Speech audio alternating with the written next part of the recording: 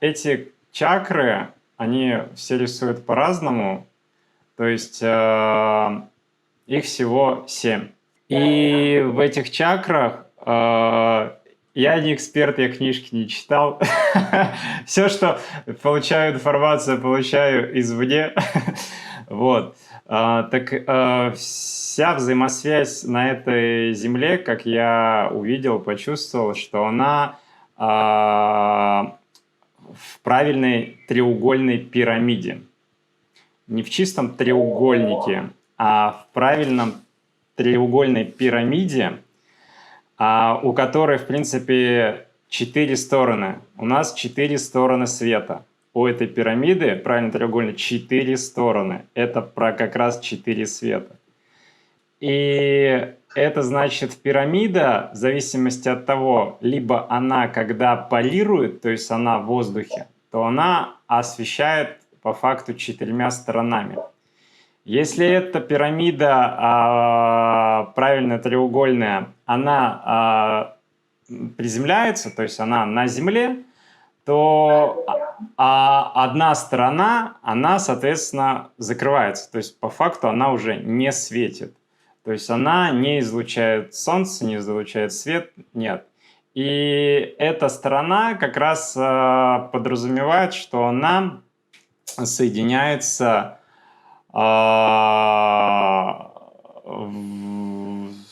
с черной энергетикой, вот так скажем. То есть с черной энергетикой, с энергетикой тьмы, с энергетикой то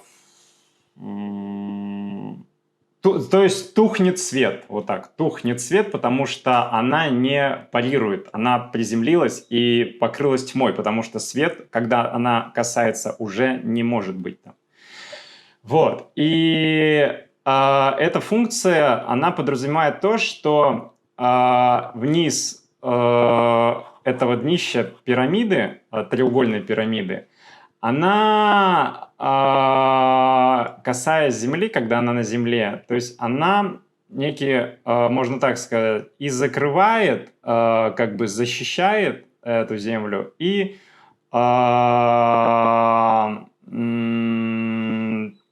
получает, то есть, как я ранее описывал, получает энергию с космоса, и получая энергию с космоса, эта пирамида как бы обрабатывает ее. То есть, трансформируя ее, как я раньше вот говорил, через через литосферу, верхнюю мантию, нижнюю мантию, вот как на рисунке показывал, доходя до внутреннего ядра, то есть идет вот эта циркуляция энергии. Циркуляция энергии и к Солнцу. А как она, вот как она проходит, эта циркуляция энергии? Внизу вот у этой пирамиды они есть разные, они есть. Почему я считаю, что они вот энергетически построены, то есть они не людьми, а энергией построены с точки зрения, потому что была информация и свет уже на космические такие правильные и разные формы пирамиды, они бывают разной формы, которые общество человечества их наблюдало, оно их видело, оно наблюдало, и те поколения разных народов, которые наблюдали и структурировали это по-разному, то есть на каждой земле это по-разному структурирована пирамида. В Египте одна, у майя другая. Структурировали они эту пирамиду так, как они ее видели. То есть они наблюдали, они видели разные фигуры и структурировали. То есть она по факту, когда она парирует, она излучает. То есть она излучает, и она как бы с всеми сторонами. Так вот, а когда они ее примыкают к Земле, построенные, она, вот как я сказал, она некое защищает и делает поток энергии, то есть внутреннее ядро, оно, если мы говорим там тьма, там ад, но эти души, они являются топливом для функционала этой пирамиды, для связи с космосом. С космосом и с... Как тебе пришла эта информация? Вот, давай сейчас расскажу. Вот, и дальше с космосом и с Солнцем. И по факту получается обмен энергии происходит вот в такой форме. Но к чему я коснулся, ну, вкратце, это вот так. И напомню просто для записи. Мы от этой пирамиды отходим вправо, и там до сих пор имеются души, которые работают над функционалом, чтобы родиться заново. То есть они работают в сегодняшнем моменте, чтобы воплотиться в следующее тело. И они питаются энергией, параллельно находящейся к этой пирамиде. То есть если мы говорим про такие места, как Тикаль, как там другие большие, особенно весомые пирамиды, не только в Центральной Америке, там в Египте, в Индии и все прочее, то они, соответственно, рядом, то есть не именно под пирамидой, а рядом в структуре этой территории имеются те еще души под землей, которые еще над этим работают. Я это визуализировал, в принципе, и в Белизе наблюдал, когда снизу, получается, есть луч, который излучает и выходит, выходит наверх. Можно этого луча, в принципе, коснуться с разрешением. Вот, то есть там есть души, которые за этим наблюдают, контролируют этот процесс и ведут по факту эту деятельность. Дальше эти души, отработав определенный этап, они воплощаются в тела. Те, которые не отработали, они работают. И также люди, которые умирают, они, если вели соответствующий образ жизни, то они присоединяются к ним и отрабатывают в зависимости от территориальности Земли и континента, где человек умер и находился. Далее происходит, что вот эти 7 чакр, которые я сказал, они все их рисуют по-разному, но это трансформировать можно. Вот они 7, ты берешь внизу треугольник рисуешь, с острым углом наверху. Наоборот, наверху рисуешь треугольник с острым углом внизу. И то есть у тебя образуется наверху треугольник с острым углом наверху, 7. И функционал такой, что ты переходишь этапами. То есть человек, когда развивается духовно и продвигается, он как раз берет сначала, вот касается нижнего треугольника, и он бьется между 2 треугольниками. То есть он должен отработать вот эти между 2 треугольниками, то есть вот эту энергию, которая бьется между 2 чакрами, скажем так. То есть вот пока он туф-туф-туф бьется об 2 чакры, он как бы не выходит на следующий уровень. То есть они по факту 4 уровня. То есть вот эти 7 чакр, они делятся на 4 уровня. Так вот, далее, когда он выходит из 2 треугольников, он побился. То есть я специально, чтобы понятно было, это треугольники, которые друг на другом острием глядят, и ты по факту их, соответственно, решаешь эти вопросы. Ну, то есть вот эти вопросы, эти чакры. И когда этот этап проходит, мы получаем, ты выходишь на 2-й этап, где во 2-м этапе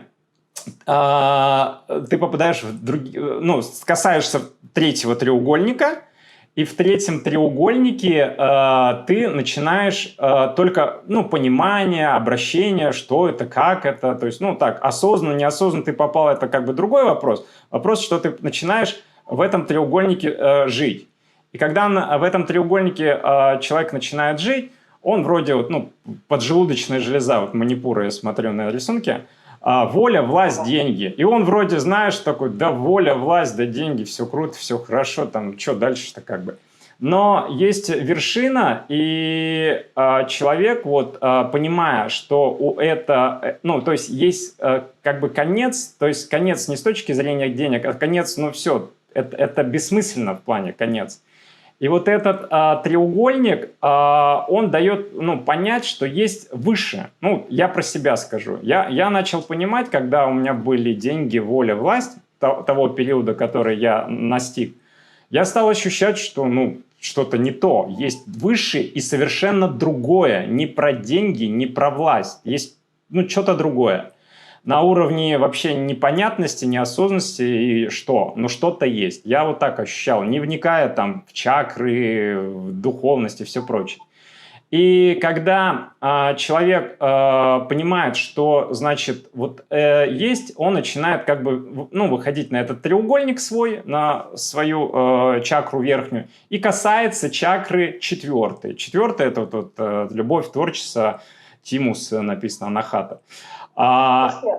Да, и вот здесь, пока он не отработает вот это, он не может, во-первых, ну, понятно, не может увидеть выше, но суть в том, что ты находишься как в этом,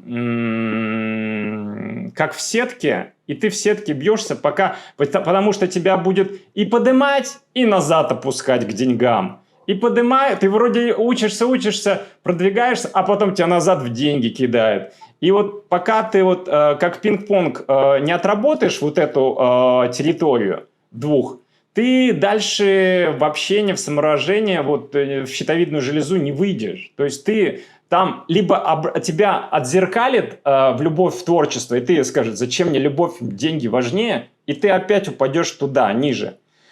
И вот в этом зеркале, пока он не отработает, он выходит после выхода наверх. И вот так, получается, 3 штуки он проходит, 3 этапа. А четвертый, самый важный, почему треугольник и с верхушкой наверху, это как раз вот, как, ну и все говорят, связь с Богом, со Вселенной, потому что ты, острие должно быть наверху. Не тупой угол, а острие треугольника. И как раз вот острие треугольника, я и говорю про равномерный вот этот треугольник, то, что вот этот равномерный, правильная треугольная пирамида, точнее, правильная треугольная пирамида, она как раз из 4 сторон. И вот эти 3 по округе на голове, а 4-я, нижняя, она как раз на твоей голове, ну, то есть в голове, на голове. И ты уже как бы вот этот поток, это ты внизу, твоя голова, а это вот тот луч, который наверху, вот эта пирамида, она как раз связь уже твоя с Богом, Вселенной, с космосом, каждый по-разному трактует. Вот. И я вот этот треугольник, такой вот пирамидальный, правильно, с 4 сторонами, увидел сегодня, как он витает. Он витает, что он, ну, как в космосе летает, что вот он так перемещается, он может как бы приземлиться, да, он может как бы приземлиться, защитить, может как бы и дать энергию. Но самое, тоже такой момент, который я поразмышлял, подумал, увидел, все вот эти вулканы, которые на Земле присутствуют, это понятно с точки зрения природы и все прочее, это как бы из ядра выходит, соответственно, вот эта магма, если правильно, да? Вот. И это отрицательная энергетика выходит. Это отрицательная энергетика Земли выходит, которая, можно трактовать это так, что разложенные души выходят вместе. И это по факту, ну, люди, которые там тусуются на вулканах, там вулкан. Я еще сам про себя подумал, почему меня на вулкан-то особо не тянет вообще. Вот. И на вулкане она очень, ну, такая горящая, можно сказать, адская энергия. Вот.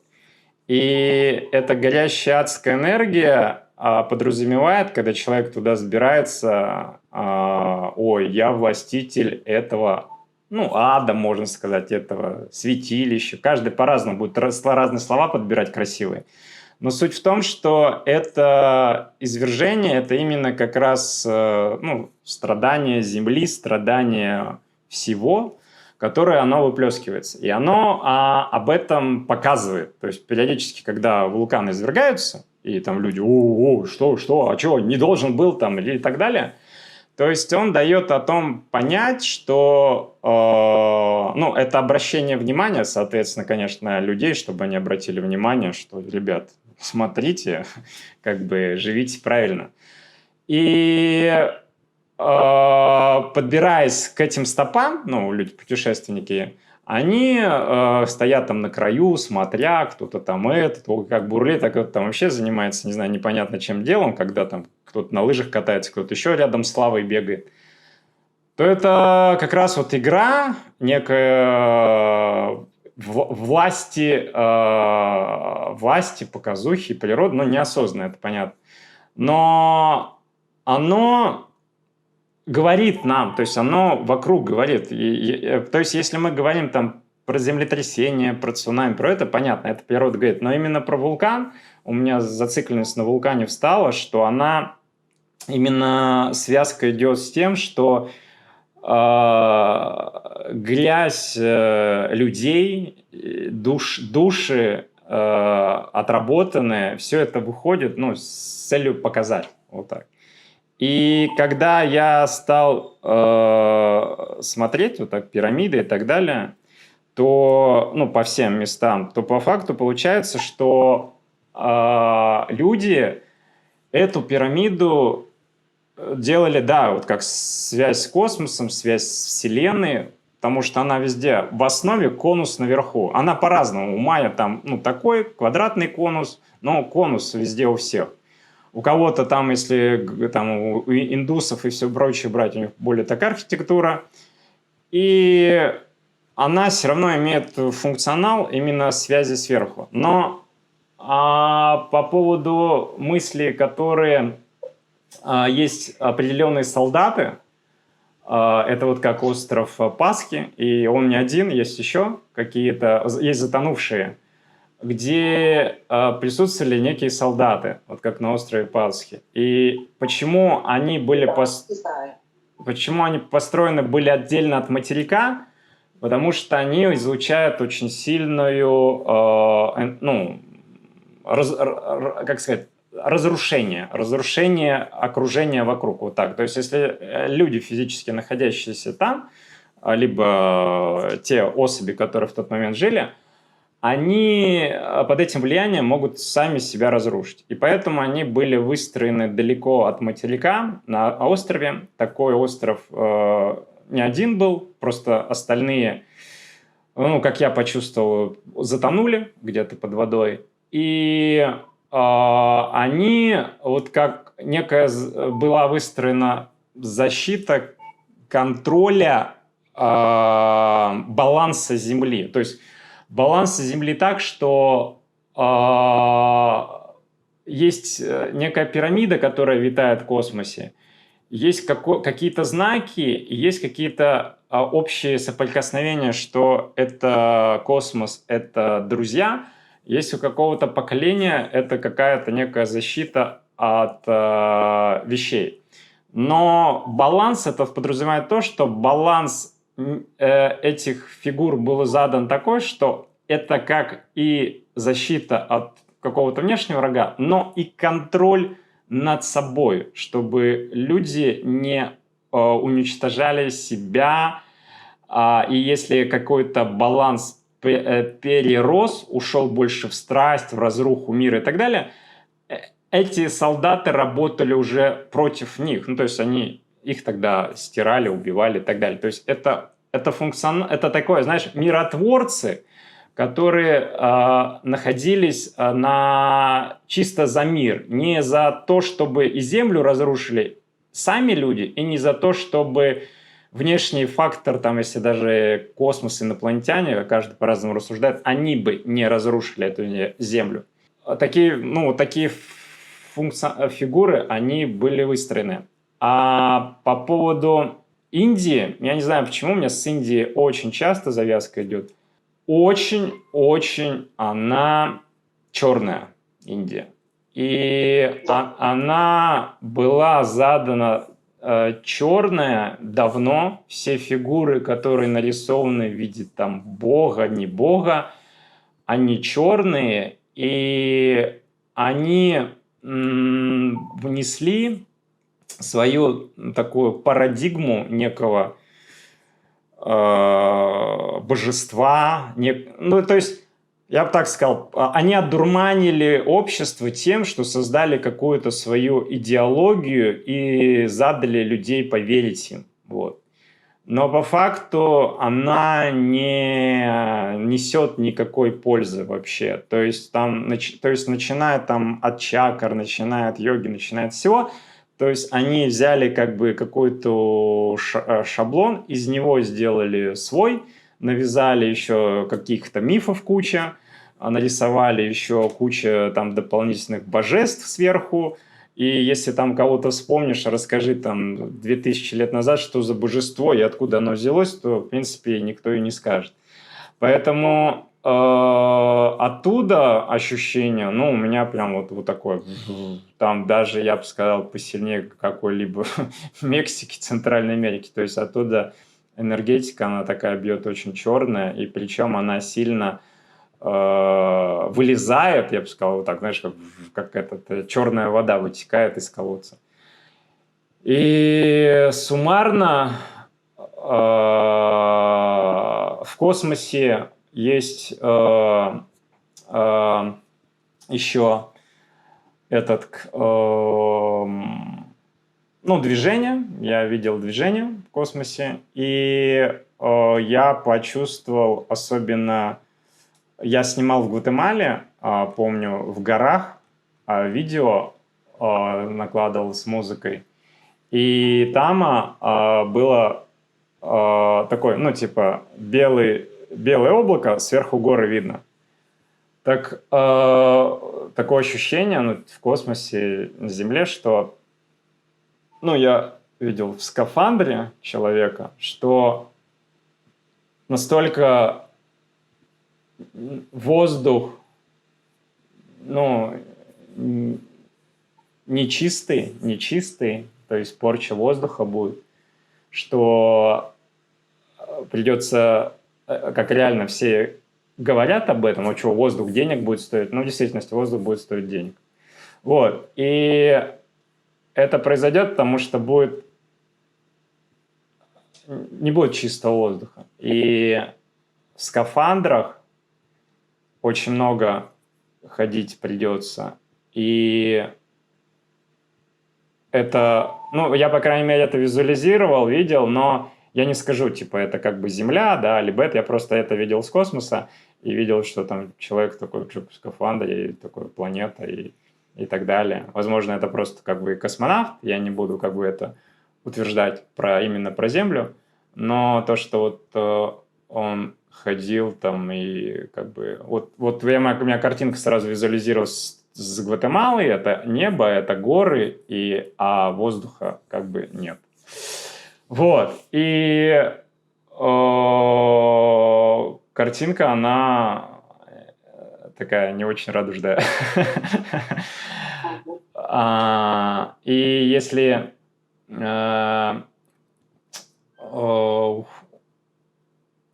уходить в мои эти вещи, которые там я запрашивал, то по себе ощутил то, что каждая заданная надпись мной, текст, картинка, фигурка, выставленная либо нарисованная, она задает символ и значение. Вот. И когда я начал разбирать, вчера, причем случайно, в 5 утра, вот, или в 6 уже даже было, то я начал задавать вопросом, а почему, что, как я называл? Ну, то есть, там вот какой-то логин даже буквально в том же Телеграме, там еще какая-то мелочь, то есть набор цифр, который я тебе всегда говорю про набор цифр. Вот, я это начал перебирать через чат GPT, он просто всякие мифологии вытаскивает, всякие египетские, это там как бы хорошо эту тему из прошлого вытаскивает. И я начал смотреть, и вот именно первый вопрос у меня такой возник, окей, а почему у меня назван D, call, T, ну то есть с чем связано? Вроде сначала хотел, назвать типа логин D, ко. Ну, дико занято, значит занято. Ну, что-то надо другое. И я такой, ладно, значит, надо другое, давайте. И я спонтанно, как-то, это может сейчас говорить спонтанно, добавил LTI, окей. И смотрел утром как-то на это все, и я сначала не видел этого, но когда я написал это большими буквами, L, T, и образуется уже что-то какая-то фигура. Я такой, ничего себе, подожди, что такое? Если их так рядом поставить, палка, тэшка, элка, миска, что-то асти повернуть. Вот, и когда я начал это крутить, смотреть, то я такой, окей, чат GPT, давай-ка задачу поставим. Вот, и он описывает, что в Древнем Египте то есть палка, вертикальная черта, напоминает джет-столб, символ устойчивости, силы вечности, часто ассоциируемый с богом Осирисом. Это своего рода энергетическая ось. Т – это очень похоже на Ангх, без петли, крест Тау. В египетской культуре это был символ жизни и божественной защиты. Л, хотя буквенно не использовалась напрямую, по форме напоминает угол или основание, что можно интерпретировать как опору или врата. Итога ЛТ в египетском прочтении – это опора жизни, основа мира или жизненной энергии. В Древней Греции это и самая маленькая буква алфавита, в философском смысле микрокосм, единица индивидуальность. А Т тоже как крест, символ выбора баланса между духом и материей. Также встречается в пифагорейской символике как пересечение двух миров. Л, ламбда, отсутствует напрямую, но похоже на греческую лямбду. Это символ логоса, разума слова, также используется как эмблема спартанцев-воинов.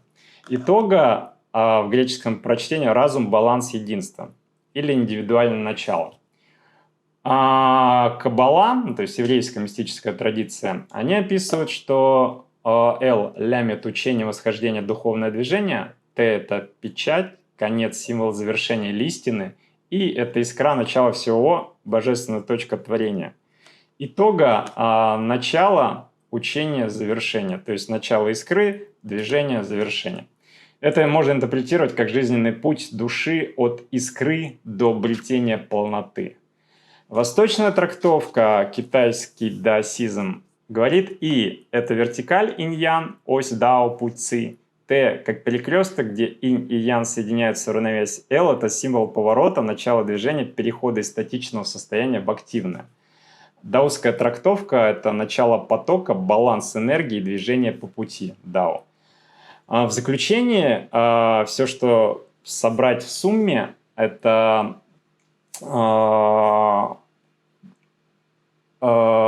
египетская опора, жизнь, энергия, основа, мир, поток, жизнь. Греция – это разум, баланс, индивидуальность, макрокосм, баланс и логоса. Восток – это поворот, перекресток, вертикаль, движение по пути через равновесие. И я когда начал такое... что говоришь еще раз? Не услышал.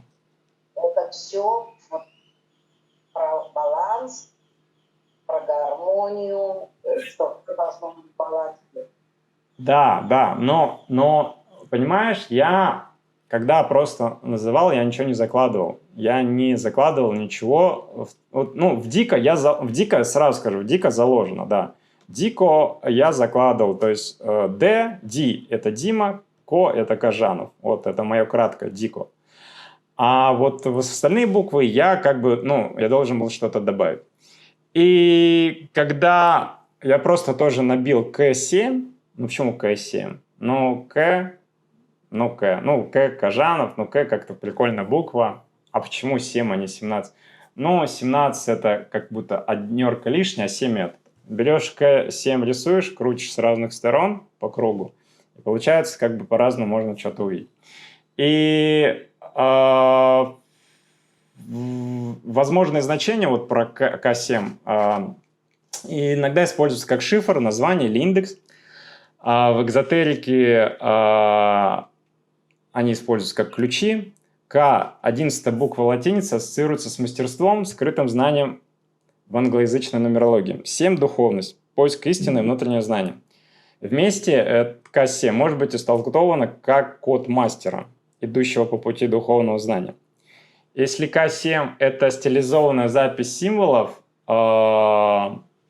как рунические или сакральные знаки, то в рунописи буква, похожая на К, может отождествляться с руной. Каунан или кинас – символ огня, озарения, внутреннего света. Цифра 7 в сакральной нумерологии – божественный порядок, тайное знание, связь с высшими мирами. Если К7 используется как псевдоним, знак или титул, то в некоторых исторических школах, например, герметизм, розенкрейцеры, такие цифры могут обозначать посвященного или ранг. То есть К – это рыцарь, 7 – это уровень, сфера. И если рассматривать К7 как символ, то можно трактовать это так. К7 – это огонь знания плюс духовный путь. Озарение через внутреннее искание, мастерство и тайное знание. Вот К7.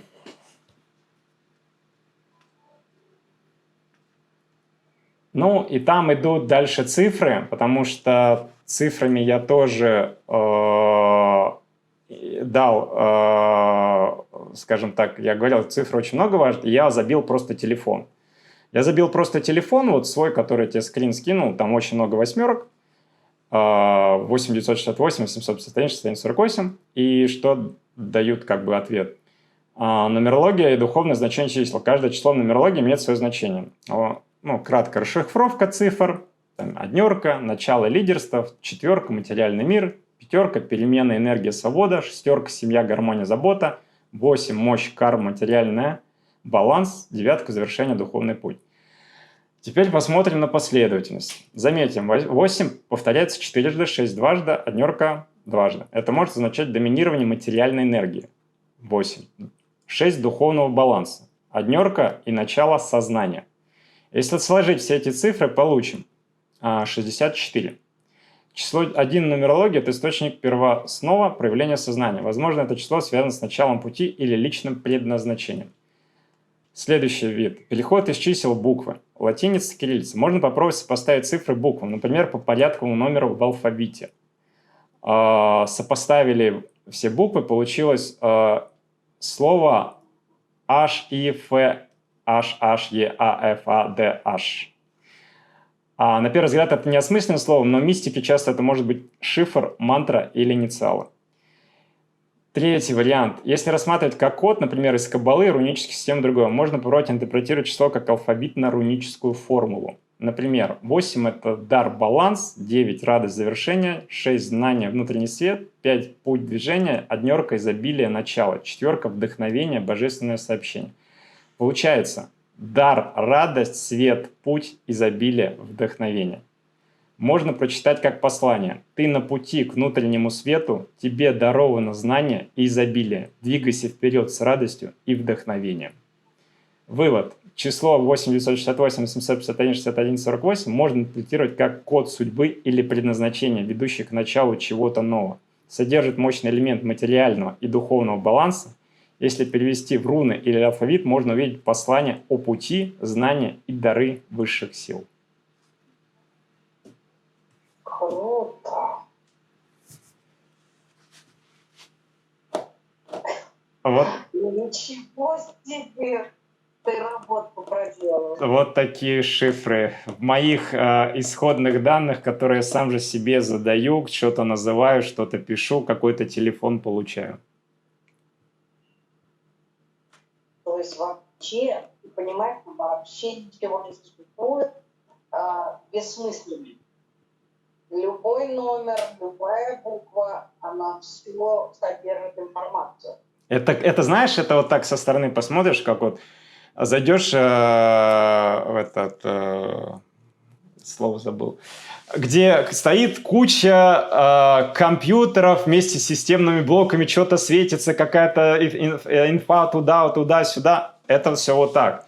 И даже мы, называя что-либо, вот я тебе сейчас пример привел, свой там логин, свое название, какой-то свой там никнейм и все прочее, это ты не понимаешь, но ты задаешь код, который в тебе заложен.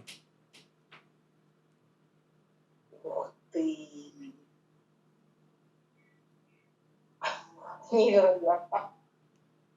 Как ты до этого дошел? И дальше то, что я вот тебе скрин скинул, я тебе специально посмотрел. К7 мы с тобой обсудили, Decollete мы с тобой обсудили, телефон обсудили. И заметь, потом рядом с К7, это просто как бы платная как бы версия Телеграма, ты можешь любую картинку выбрать, но я выбрал треугольник. Да. И это было когда? Давно? Ну, это не так давно, это, можно сказать, там, ну, месяц, может, 2 назад так. Но суть в том, знаешь, я просто... Там до этого была еще до Сальвадора. У меня там другая была вообще. Там была этот знак 18+, ну, типа, старше, все для старших. Вот. А потом я смотрел значки, куча значков, и я что-то не хожу. Ну, хочу какое-то, что-то мне, чтобы нравилось, сочетание какого-то себя, символа какого-то и так далее. Я тогда не углублял, я тогда еще с тобой не обсуждал треугольники. И я такой, о, прикольно смотрится, такой классно. И я в этом треугольнике, потому что он не конечный нарисованный, сама фигура, а с пустотой в углах. И она мне напомнила какой-то, знаешь, что-то типа лазер, какое-то космическое, что-то такое. То есть она мне напомнила сразу какую-то в подсознании, какую-то фигуру космическую. Не просто тупо треугольник, а что-то как будто вот летит в составе вот такого треугольника. Ну, а про картинку тут, думаю, все понятно. Эту картинку я поставил давно. Эту картинку я поставил... Я знаешь, когда ее поставил? Когда мне было фигово. Когда мне было плохо, когда мне был разрыв отношений. Я точно дату, месяц не вспомню, но я помню, я ее ставил на формате дискомфорта внутри себя. Вот так. Ну, а скажи мне, у тебя нет желания, чтобы ее поменять сейчас? Или все-таки ты поешь эту картинку? Нет, я наоборот... Не, я поясню, почему я поставил. Я поставил не с точки зрения «мне плохо». Я поставил ее с точки зрения того, и что я в этой тьме, в этом пещере темной, а вон там свет, куда надо идти. То есть я это так увидел. То есть она до сих пор соответствует тебе и вдохновляет себя. То есть я, когда сейчас с нынешними глазами на это смотрю, я наоборот, наверное, говорю самому себе, что насколько ты был чувствителен в тот момент, что показал это, скажем так. Не понимающему мне показал это, что это есть и что это надо. Вот так. И сейчас оно, наоборот, закрепляет мою уверенность. Вот так.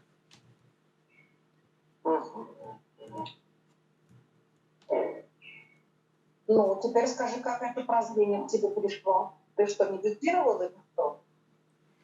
По поводу кодов, расшифровок и так далее, это было 5-6 утра, я не спал вообще. В таком подсознании... Это плохое подсознание, я сразу скажу, можно другими способами эту информацию получать. Но когда ты в полусонном состоянии, не понимающем, ты спишь, не спишь, ты где вообще, у тебя что-то прилетает. Ну, по крайней мере, я про себя могу сказать.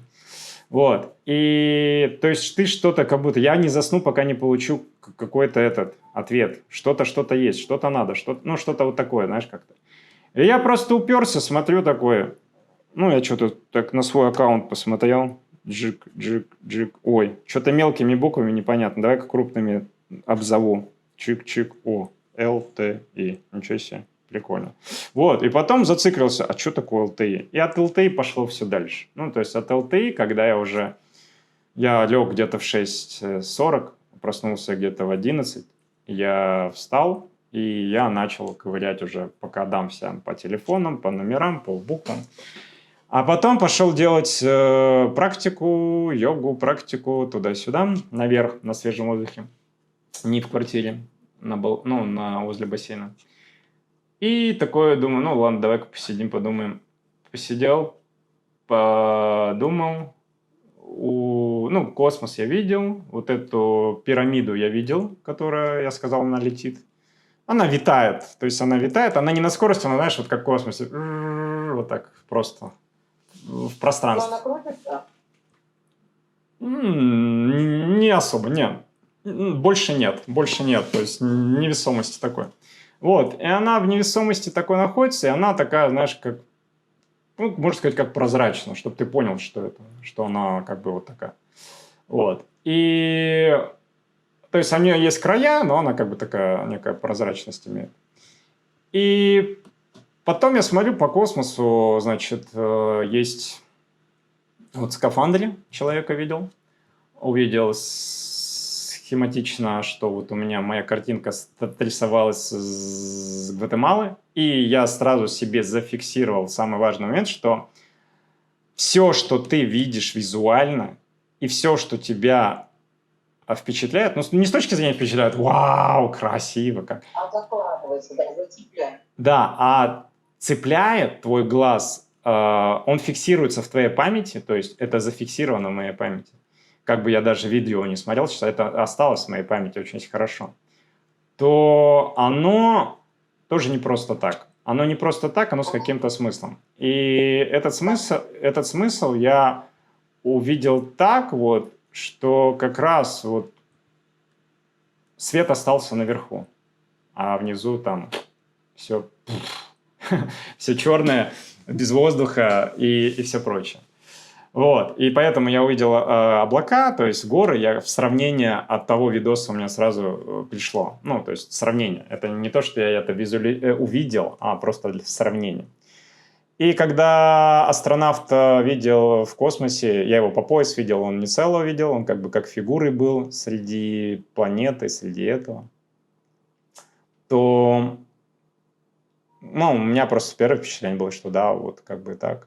Потом фигуры я начал, вот эти треугольные пирамиды, приземлять, то есть они стали приземляться, ставиться на землю, то есть джик-джик, вот, то есть я визуализировал так приземление, питание, луч, вверх и так далее. То есть есть вероятность того, что эти пирамиды, ну, физически их никто не строил, их просто поставили сверху, и они стоят.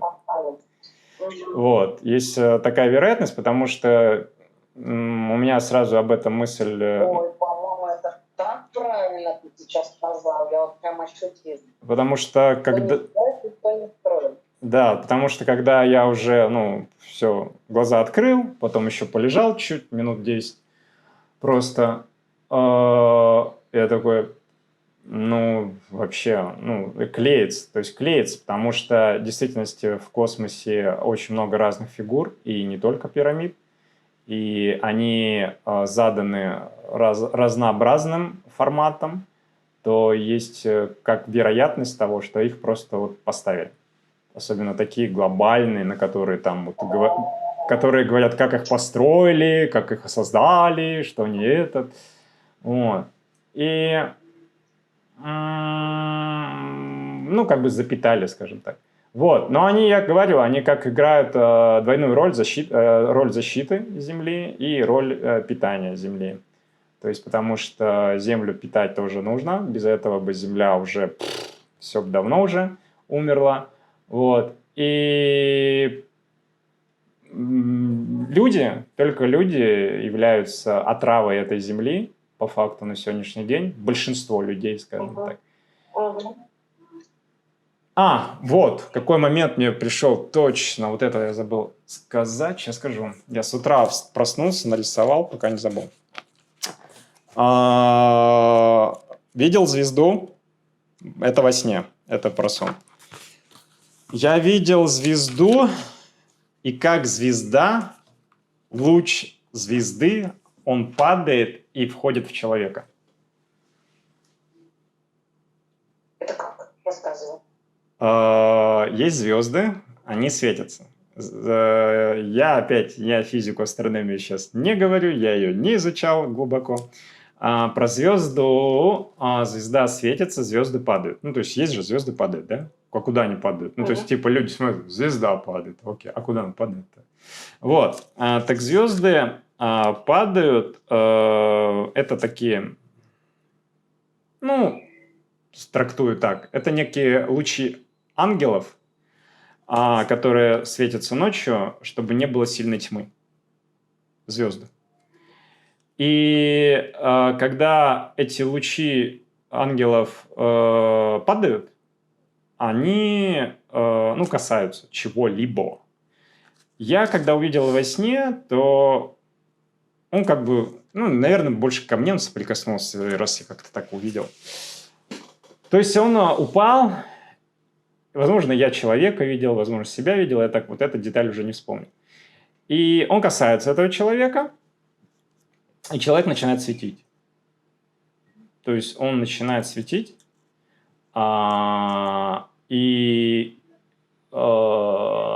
особенно вот вверх человека, голова там по грудь, она светится. И он начинает светить и излучает некую энергию. То есть он получает эту энергию. То есть, понятно, за пройденные этапы, за пройденные заслуги. То есть как передается. Ну, то есть физически мы рассуждаем так, да, энергия передается, ты получишь, если ты заслужил, ты пройдешь. Но с точки зрения проще, вот просто даже красивой картинки, да, то вот падает как бы звезда, задаряет тебе энергией за твои заслуги, и ты начинаешь использовать эту энергию. То есть звезды, они немаловажную роль играют, как я увидел.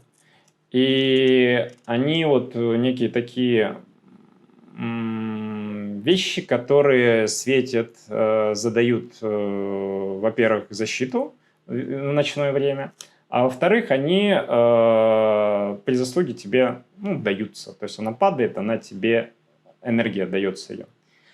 Так дальше что? Так я поэтому отсюда и вынес то, что изначально-то белых больше, чем черных. Вот как. Да. Энергия... Это изначально. Не, смотри. На планете больше будет. Энергия, вот смотри, энергия рождения дается сверху. С самого начала ты ближе к Богу. Белая энергия заряжает рождение, род. Конечно. То есть белая. То есть большинство, все люди, которые они заряжены белой энергией. Либо они бы вообще в теле не оказались. И здесь как раз и получается, что человек при рождении, он может, вот видя, как я со звездой с последней, видя эту звезду, подниматься к этой звезде, либо он может падать ниже этой земли, как я описывал, с пирамидами, с ядром, с адом, в тьму. То есть по факту мы имеем картину... То есть от той же звезды может или подняться, или опуститься? Не. То есть, находясь... То есть, то, что он родился, появился на свет, это дала ему только белая энергия. Да. Соответственно, белых больше, если они дали ему жизнь. Больше. Правильно? Правильно. А дальше происходит разрушение этого души. Потому что человек, тело, само себя разрушает. Каждый по-разному. И разрушая, он, соответственно, как я описывал, падает в ядро. Я не говорю, что тело сейчас падает, а вообще понижает свой уровень духовности. Вибрации. Да, потому что он уже не видит ни звезд, ни солнца, там, ну, ничего не видит. То есть ни треугольников, ничего не видит. Он видит чисто деньги, девушки там, ну, еще другое. Вот. И он понижает свою энергетику, и поэтому для него там большое черное пятно. Ну, если так наверху, он физически ничего не видит. Как я тебе вчера описывал, чтобы что-то начать видеть, ты должен от этого алкоголя, наркомании, мракобесия очиститься определенный период. И у каждого периода свой тембр времени. Ну, я примерно, если там алкоголь, там год, если там разврат, это 2, если там наркомания, это 3, к примеру. И пока эти периоды человек не проработает, не этот, он вообще ни о чем с ним говорит. Ну, то есть ты работаешь пока на низах под землей, скажем так. Ты сначала вот с этой, то, что сам себя под землю закопал, сначала поработай, выкопай себя на землю, а потом с земли будешь дальше работать. Это я сейчас про себя даже описываю. То есть я себя закопал под землю так, потому что когда мне дали рождение, дали род этой жизни, мне дали шанс, мне дали возможность. Вот, лови, живи и так далее. Я беру на страстях, там, в одурмане, закапываю себя в землю, там, не знаю, до сколько метров закопал, и потом, чтобы вылезти, чтобы очиститься, чтобы меня не привлекало все это, в чем я себя закапал, это тоже должно быть определенное количество времени пройти, чтобы меня вытащить на землю. Потому что пока я вылезаю на землю, меня это все окружает, я это все вижу, я это все чувствую. Я могу там же... Я провалился на 10 метров, а на 5 метров могу вылезти и остаться как бы. Вот и все. На каком этапе ты находишься сейчас? Как ты думаешь? На каком этапе я нахожусь? Сейчас скажу. Я не хочу жить вечно, только боюсь умирать. Знаю, что все конечно, но не могу не кричать. Я не хочу все знать,